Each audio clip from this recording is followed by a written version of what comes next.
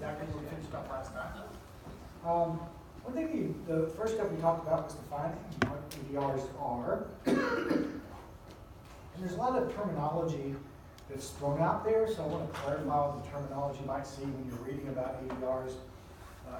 There's an adverse event, adverse drug event, adverse drug reaction, medication error, side effect. So maybe it's all on the same page about what those mean. And here we go. An adverse event is something that caused harm in a patient, administered medication, but not necessarily caused by the medication. Okay? So it might be a drug event, or it might not be. Somebody was taking simvastatin and they fell out of bed, hit their head, and bled and died. Okay? That wasn't caused by the simvastatin because that's not one of its properties, but they were on simvastatin. So they were on the drug, but the drug's not the problem, but there was an adverse event. Adverse drug event is when there's harm caused by the use of a medication, and it might include adverse drug reaction or medication error. So there's a bit of overlap here. For example, somebody's getting eptifibatide, it's used as an anticoagulant for procedures, and somebody develops a hematoma. So there's some harm caused by the drug. An adverse drug reaction is harm caused by the use of a medication at normal doses, and it's unexpected. So you can see the difference between the adverse drug event above, because that was actually too much of the anticoagulant caused a hematoma. So that kind of thing is expected. Adverse drug reactions unexpected, given at normal doses. So somebody has congestive heart failure secondary to metoprolol, or they have anaphylaxis to penicillin. You don't expect those things to happen, but they can happen. Medication error is the inappropriate use of a medication that may or may not result in harm, may be preventable. The error occurs somewhere in that medication use process, either the prescribing, transcribing, dispensing, administering, adherence, or monitoring of the drug. So, for example, somebody's transferred from ICU to a main floor, and they forget to reorder the prednisone, and so the person has an abrupt stop in the prednisone, which could be a problem. So that's just a medication error. Now, if you catch it, that's great. Prevented medication error, prevented harm from the medication error. A side effect is usually predictable, dose dependent of a medication. It's not the principal effect of a drug for which the drug is chosen. For example, if you choose diphenhydramine for an allergic reaction and they get drowsy, they kind of expect that. So that's a side effect of the drug. Okay? I know that's probably clear as mud. But if you read these things 2 or 3 times, it starts to fall into place for you. I would be knowledgeable about these terms because they're used a lot and you want to use them properly. Make really easy test questions. Usually the following is a medication error, or I might get a definition and say what's the definition of. So this is something you really should tattoo in your brain to know. So here's kind of making sense of this. You got adverse drug reactions in the center. That gray area outside is adverse drug events. Medication errors may cause adverse drug events or adverse drug reactions, but most of them don't. Medication errors are more common than adverse drug events, but do not always result in harm. Remember, the definition of those other 2, harm is involved. About 25% of adverse drug events are due to medication errors. Okay, so hopefully that helps a little bit. And you can see there that all adverse drug reactions fall within those adverse drug events. But not all adverse drug events are adverse drug reactions. I think that's in there. Okay, here's our definition at AU, because that's the literature definition of all those things. But in your own institution or your own pharmacy, you want to have what you're going to define as an adverse drug reaction. So this is narrowing it down even more. The literature says all those things, but we might do it slightly different at a particular organization. Ours definition says any noxious or unintended reaction to a drug that has been administered in standard doses by the proper route for the purposes of prophylaxis, diagnosis, or treatment. That is actually the AU, that's the World Health Organization. The key words there are unintended, so you didn't expect that. That was the intended reaction. You used standard doses and you gave it the right way. So when I was talking about things that can happen, give a drug through the wrong route, that's not an adverse drug reaction, that's a medication error, because you gave it the wrong way. Okay? A little bit confusing, and I don't want to ask test questions that are confusing, I promise, but I just want you to see how complicated all this can get with terminology and how you report it. Why is it important to classify adverse drug reactions? Because you do have to classify them. It helps describe and quantify the data, helps organize it for presentation, identifies the causes of drugs to determine trends, and identifies drugs that tend to cause the most problems so you can prioritize your activities. So documenting these, classifying them are really important. I think you'll see this on the next slide. Here's some of the classifications that people standardly accept. Okay? With regards to the things to think about, the causality and probability of ADR. You don't really know for 100% sure that it's an ADR unless you take the drug off, it goes away, you give the drug back, and it comes back. But you're really not going to do that 100% of the time, so you're not going to know for sure, usually, if the drug caused it. You want to figure out the temporal relationships between the medication use and the adverse effect. In other words, play detective. Look at the timing. Does the timing make sense for what you saw?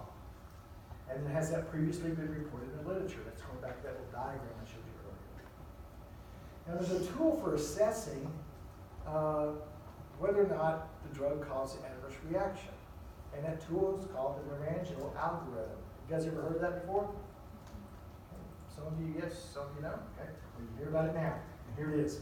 Know what this is, because I might ask you what's the tool you use to define adverse drug reaction probability. Here's what it looks like. Are there any previous reports? If yes, here's a +1. No, 0. If you don't know, 0. Obviously, if you don't know, it's always a 0. I'm not going to go through all these because you can see the numbers for yourself, but just in general. Did the ADR appear after the suspect drug was administered? If that's true, that's a +2, obviously. And if it's a no, it's a -1, because that really takes away from the probability.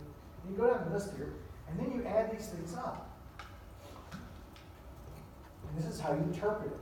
If the score is greater than or equal to 9, it's highly probable the drug caused the problem. If the score is 5 to 8, it's probable that the drug caused the problem. 1 to 4, it's possible. 0 or less is doubtful. So this is helpful when you're recording something. You can say it's highly probable the drug caused this problem, or you might say it's possible the drug caused the problem, or you might say it's doubtful the drug caused the problem. Okay, does that make sense? It's a good way to classify the probability. Okay? So look over that Narangio algorithm and kind of see how it might be used, numbers, see how it might add up to be 9 or more, see how it might add up to be 1, 4, and just play with it a little bit and you'll be fine. You will use this on rotations though. Most places, that's kind of the standard way to document something. Now, classify things based on severity as well. Okay? Minor severity means there's no antidote therapy or prolonged hospitalization required. So you really didn't have to do anything. Moderate, there was a change in drug therapy or specific treatment was needed or it increased hospitalization. Severe is potentially life-threatening, causing permanent damage or requiring an ICU admission. Lethal, directly or indirectly contributes to the death of the patient. So you can say you had a probable moderate adverse drug reaction. So you can link these things together. It really helps clarify, and when you're collecting this to report back later, it makes a lot more sense of where you have to put your priorities. Now, we have some classifications that are a little bit different than those that are nationally published. And this just applies to AU, so if you're at AU, it's important. If you're not at AU, go by the ones on the previous slide. And they're labeled E, F, G, H, and I. The ones that are A through D are super minor, nothing ever happened. So I didn't want to go to those, I wanted to go to the ones where there was a problem. E is the individual experienced temporary harm and required some treatment or intervention. F, the individual experienced temporary harm and required initial or prolonged hospitalization. In other words, got admitted to the hospital, or it caused prolonged hospitalization. G is the individual experienced permanent harm. Thank goodness we don't see very many of those. H, the individual experienced harm and required intervention necessary to sustain life. And I is the individual died. Now, we have had some I's, but you don't have very many of those, thank goodness. Okay. So we just do this a little bit differently. Vizient, which is a academic medical center consortium, it's a group of academic medical centers. They do that, and not sure what just happened. Let's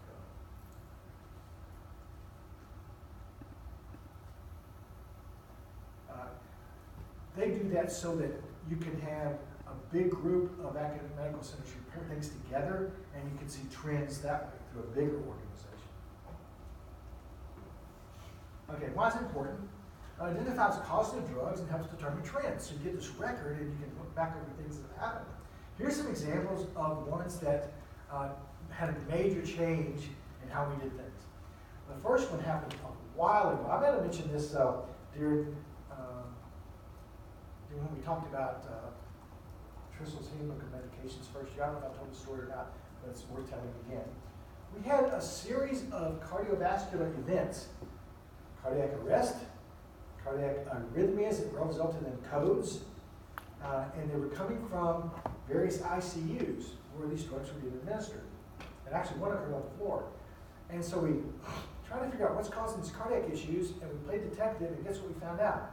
Our potassium, every time it happened, potassium was being administered very fast outside of at least some marginal guidelines that had been published, or maybe too concentrated. It was always given potassium too fast, which, in my opinion, potassium is probably the most dangerous drug in the hospital. We played detective, figured that out. We searched the literature for the guidelines. There was nothing standard out there, so we put together our own set of guidelines. We published this, and those guidelines got picked up by a lot of people. Diane, Marjorie, and I have submitted this for a national award. We made the top 5, which means they came to our organization with a film crew and filmed us talking about this intervention. And we planned to have these guidelines. They filmed it all. And at ASHP mid-year, they had a banquet for all these people who had potentially won, because the top 5 got some kind of prize.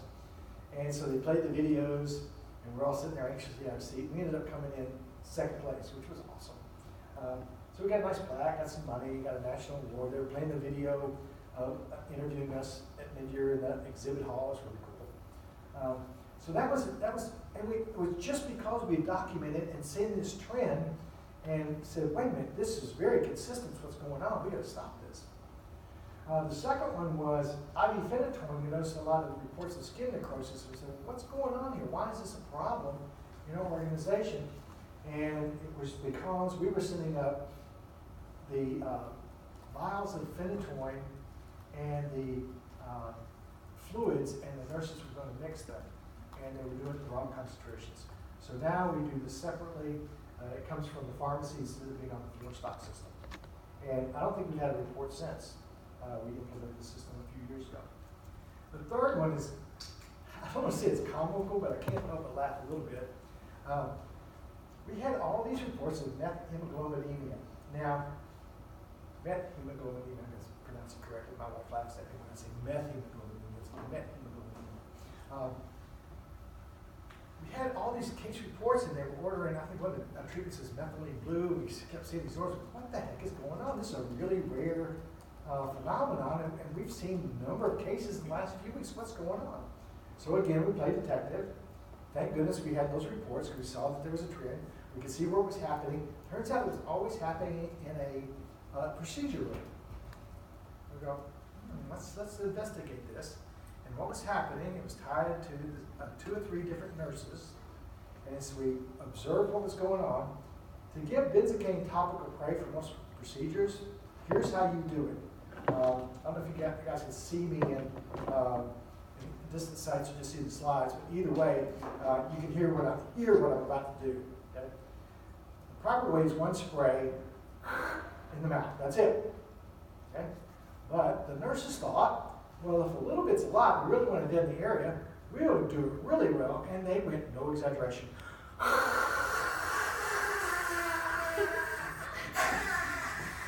Okay? Get the picture? See why I said it was kind of funny, but it's not really funny? Well, one of the side effects of benzocaine overdose is methemoglobinemia. Bingo. So what we did was we went to, instead of having spray cans that you could do that with, we did unit dose spray cans so they could just give it 1 squirt. Eliminated the problem. I don't think there's been a case of methemoglobinemia at AU since. I mean, can you see how reporting these things can solve some really bad problems just because you've got good documentation and good detectives? Some other things that happen. It helps you identify drugs that are most likely to cause problems. Well, what we saw with warfarin was we had a number, actually 3 cases that I'm aware of, there might have been more, 3 cases where somebody was on amiodarone. No, I'm sorry. They were standardized in a standardized dose of warfarin, doing 5. And right before discharge, they prescribed amiodarone and were discharged. Now, if you're familiar with drug interactions, that's a major drug interaction. It's going to decrease the metabolism of warfarin. Warfarin levels are going to go up. Patient's going to bleed. We had 3 patients readmitted with bleeds who we discharged on warfarin because they had amiodarone added to right before they were discharged. So because of that, we said, oh, new policy now. Every single person who's discharged on warfarin will be counseled by the pharmacist before they're discharged to make sure that this doesn't happen. It also helped establish the development of our anticoagulation clinic because we said, hey, there's so many patients having problems. From an outpatient side, we're going to be there, and that started our clinic a number of years ago. The counseling every single person due to drug interactions probably happened 5 or 6 years ago. Anti-infectives, problems with vancomycin levels all over the place, toxic levels, patients with acute kidney injuries. We fixed that by establishing the pharmacist-run vancomycin and glycoside pharmacokinetic service. Now the large majority of vancomycin and amino glycoside orders in the hospital have a tag that says pharmacy to dose per protocol. So as soon as it's ordered, pharmacy takes over, orders labs, orders levels, orders some creatinines periodically, does all the dosage adjustment, taken out of the physician's hands, and we've had much better response. And we also started the antimicrobial stewardship program about the same time because there was things happening like IV to PO, which is kind of low-hanging fruit for helping patients do better. We had patients who weren't ambulating quick enough because they had IV poles with other antibiotics. If you switch those antibiotics from IV to oral, all of a sudden they become ambulatory. That helps with the breathing process. That cuts down on potentially hospital-acquired pneumonia. It also gets the patient out of the hospital quicker. And you don't want to be in the hospital very long because you're exposed to all kinds of bad stuff, and bad things happen to you in the hospital. So if you ever get hospitalized, get out as quick as possible. But anyway, these are some examples of how it helps us prioritize our activities, and all these ADRs resulted in some really cool stuff and good services for pharmacy to provide. Okay, so that's step 2. That's step 1. Step 2, assign responsibility and approval for the ADR program. Somebody needs to be responsible for it, and you got to get the powers that be to approve it, the things that you're doing. So we assigned who in the pharmacy is responsible for coordinating ADR activities, and that ended up being the drug information policy person. Identify key individuals in other departments, and then determine reporting and approval structure. For here, it goes to the P&T committee. All ADRs are reported periodically to P&T, and then they go to a quality improvement committee. Now that can happen a variety of ways in different organizations, but I just want you to see step 2 is doing that. That's how we did it. Step 3 is developing policies for screening and evaluating these ADRs. Okay, you can have current monitoring. In other words, there may be medications that you, no matter what, you're watching them all the time. Okay? Examples of that would be the oxides, vancomycin. Identify high-risk patients and or medications to do prospective monitoring. So in other words, these are things that you're going to set up before anybody ever gets the drug.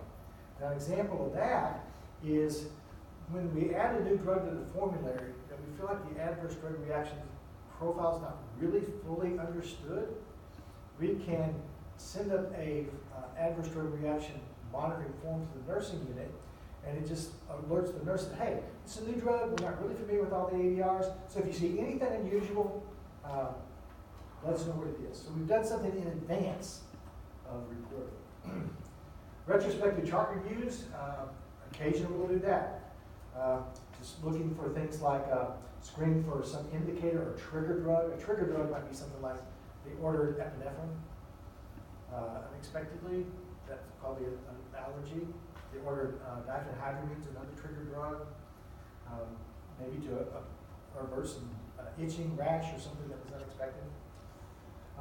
Reviewing orders for discontinue or holding meds or changing the dose. We have unit-based pharmacists who are looking for those kinds of things, and then they'll investigate why that occurred, see if it's related to an adverse drug reaction. Here's that concurrent monitoring thing. This is the old one. We met Foreman first run the formulary, so that happened a long time ago. But you see, we didn't really know all the things that might happen with metformin. And so we created this and sent it up with every dose that every time we gave the first dose. Some examples of the high-risk patients. The elderly and the pediatric patients, altered pharmacokinetic parameters. There's less published medical evidence on safe use and dosing guidelines, so we always follow those patients, the elderly and the pediatric, kind of prospectively make sure nothing happens.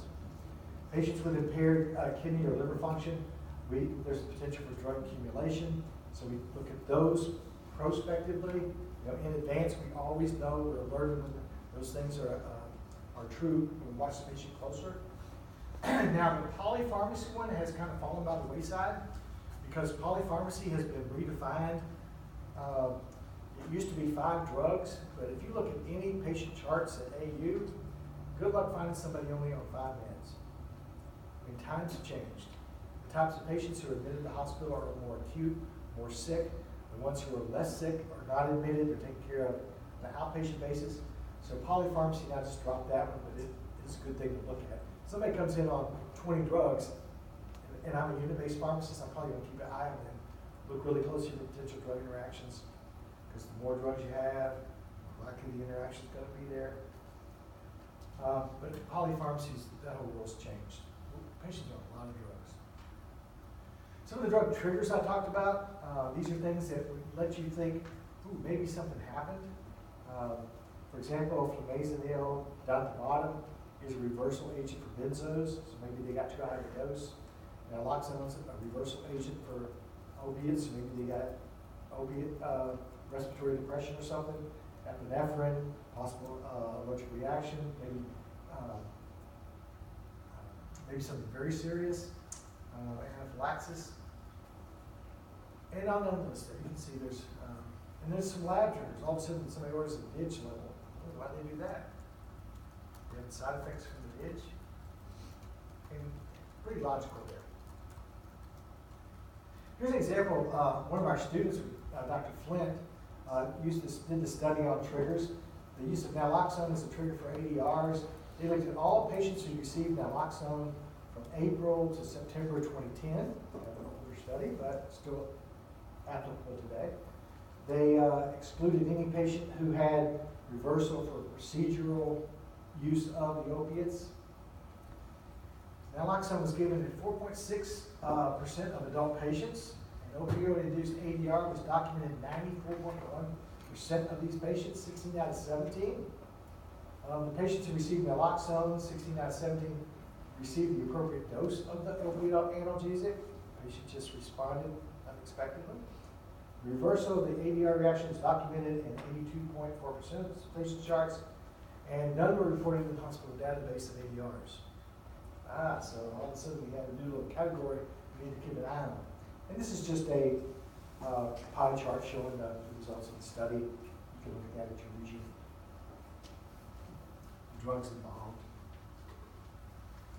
Step 4 is promoting awareness and the importance of awareness and the importance of reporting. How are you going to do that?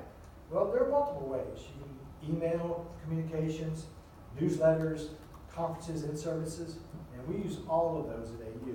If you're in a community pharmacy, think about how you might use that with physicians who send prescriptions your way. Here's an example. This is one of our older newsletters, but we use newsletters all the time to promote ADR monitoring. This was back in 2007. National Patient Safety Goals were the national. We decided these are the things we really want to focus on this year because they cause lots of problems, and we try to publicize that widely. Here's an article talking about improving adverse drug reaction reporting. Here's an article in that newsletter about inpatient warfare and patient education program, and we started that, what I mentioned earlier. So insert, you can do insert. I'm about a conference in a few minutes of how we do this. Why is ADR reporting important? Identify patients at high risk, develop programs to help educate people. It provides a forum for managing adverse drug reaction, minimizing the effects. And clearly defining the new drug's ADR profile as quickly as possible. Remember, as you report these things, that spontaneous reporting I talked about earlier, that's why that time is shortened from 7 years to 3 years to a year to 6 months to a year now. It's because we're able to clearly define a new drug's ADR profile fairly quickly, thanks to these kind of programs. Okay, establish mechanisms for reporting. Now this is kind of a tough thing. You got to get people to report them. And some work well, some do not work well. Having a form on the unit in a hospital is not that effective because everybody's busy. Unless you assign it to the unit-based pharmacist to take care of it when it tends to get done. You can have a hotline for any time anybody suspects an ADR, they can call that hotline and say, hey, you got a patient, they're experiencing this, can you check it out? Well, what used to happen was the Drug Information Center was that hotline. Now it's the unit-based pharmacist's cell phone. Or now they're using Imprivata, which is an app that's used to communicate patient-sensitive information securely. And so they just call the unit-based pharmacist and say, come look at that. So that's been simplified a bit. Or you can actually have conferences and in-services. You can, and I'll get to conferences in a minute. In-services mean a program you do while people are at work. You all know what conferences are. Some of the paper forms are used. There's some homegrown versions. I put one there. The components of that might be what date did it happen, some patient identifier, describing description, how severe was it, what medication you suspect, what action was taken, was the patient re-challenged with the drug, who's the person reporting the event in case we had questions. That's typically what a homegrown one looks like. AU methods for reporting, call the pharmacist, tell the floor pharmacist. There's a patient safety net has changed names. I think it's called something else now. It's a web-based reporting system, and they can just log in and report it there. We look at those regularly. That's what pharmacists and students do when they see them. There is a MedWatch form at FDA.gov. You can scan it, make copies of it, and have them available on the floor. And then we also have formal ADR conferences, which to my knowledge is a fairly novel idea for a hospital to create something like this. If you were in the clinic setting, you could create something like this. I'll show you what those look like in just a minute. There are actually 2 formal ADR conferences at AU. The first one was established with the internal medicine department back in, I think, 2000.